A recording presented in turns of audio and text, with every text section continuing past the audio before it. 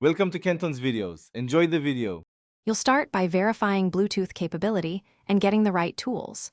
Plug in the Bluetooth adapter and install Microsoft Visual C++ Redistributable, then download SCP Toolkit Installer.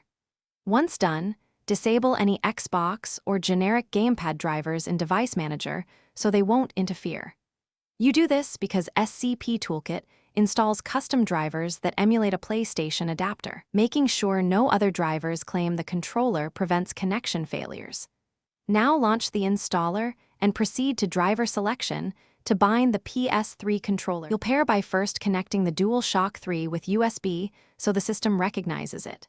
Once connected, open SCP Toolkit Driver Installer and check SCP DS3 driver, plus the option to install the Bluetooth driver for your adapter. Then, run the install. The tool will bind the controller to the adapter and create an emulated Xbox 360 controller for compatibility. After the installer finishes, disconnect USB and press the PS button. The controller should reconnect over Bluetooth because the driver transferred the pairing data to the adapter. Finish by confirming the DualShock 3 appears as a wireless device in SCP Toolkit Monitor or Windows devices.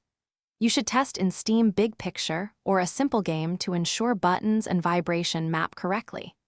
If it doesn't connect, make sure the adapter uses the WinUSB driver. Rerun Zadig and replace the adapter driver with WinUSB. Then reinstall SCP Toolkit Bluetooth binding. One key troubleshooting tip: remove any other paired controllers and reboot the PC before retrying to clear conflicts and cached pairings. Thanks for watching. Consider subscribing if we helped you.